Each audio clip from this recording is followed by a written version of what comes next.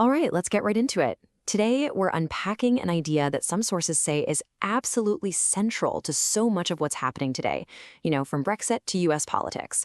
And that's the concept of whiteness. So you have to ask, where did this idea even come from? I mean, it can feel like it's just a timeless biological fact, right?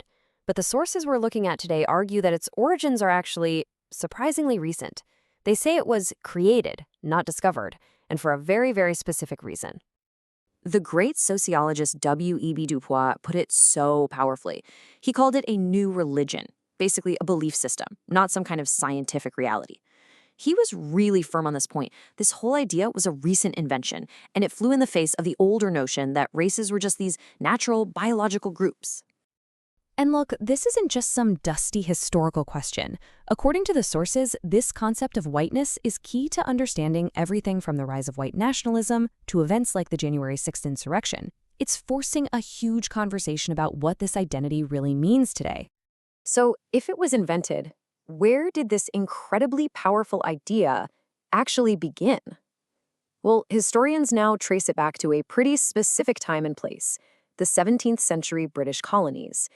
And what they found is that back then, the lines dividing people were drawn in a way that might really surprise you.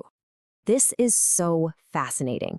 The original dividing line, it wasn't about skin color, it wasn't about where you came from, it was about religion. As you can see here, the law made a distinction between Christians and so-called infidels. Now, this meant if you were a European servant, you had a legal way out, you could eventually be free. But if you were an enslaved African, you could be held for life. It was a massive difference. But, and this is the key, it had nothing to do with being white. Now, for the rich plantation owners, this whole setup created a huge problem. You had European servants and enslaved Africans working side by side, often in the same terrible, brutal conditions. And that shared misery, well, it created a really dangerous potential for them to unite against the bosses. And that potential didn't just stay potential. In 1676, it exploded into reality. An event called Bacon's Rebellion saw these two groups, the European servants and the enslaved Africans, team up and fight together. And this unified rebellion absolutely terrified the colonial government. So they had a crisis on their hands. Their entire power structure was at risk. They had to find a powerful new way to split up the workforce to make sure that a rebellion like that could never, ever happen again. And the solution they came up with, as these sources argue, well, it wasn't something they found. It was something they invented. The elite found their weapon in language. You start to see this crucial shift in colonial laws where they deliberately start swapping out the word Christian for a brand new category, white. And this wasn't just, changing a word. It was forging a whole new shared identity. The goal was to give even the poorest European a new status, a feeling of being superior to any enslaved African. And that created this powerful wedge that drove them apart. And this just perfectly captures the crucial point made by the historian Eric Williams. The idea of a white race wasn't the original reason for slavery. It was the other way around. This new kind of racism was built after the fact as a consequence specifically designed to justify and protect an economic system that was built on slavery. But, an invention this big doesn't just stick around on its own.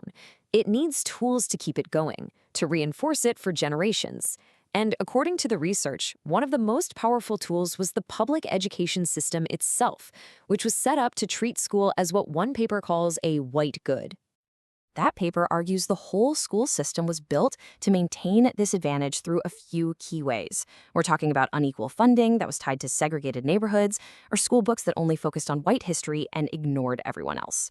It also included what sociologists call opportunity hoarding, basically keeping all the best resources and teachers in white schools and the deliberate hobbling or limiting of any path to success for non-white kids. And the real-world impact of all this, of this systemic hobbling, it was stark. I mean, just look at this data. As late as 1940, the high school graduation rate for Black Americans was just 7%. That is less than a third of the national average. You can just see how generations of potential were just systematically held back. Which brings us right back to where we started. It connects a 17th century labor strategy on some colonial plantations to the social world we're all living in right now. When you start to see whiteness not as a biological fact, but as a political and economic tool that was invented for a reason, well, the sources argue that it gives us a much clearer lens to understand the conflicts and the identity politics that are all over the headlines today. And that leaves us with one final, pretty provocative question. It's actually inspired by a journal called Race Trader that was mentioned in the sources. If this powerful, divisive social category was invented by people, can it also be uninvented?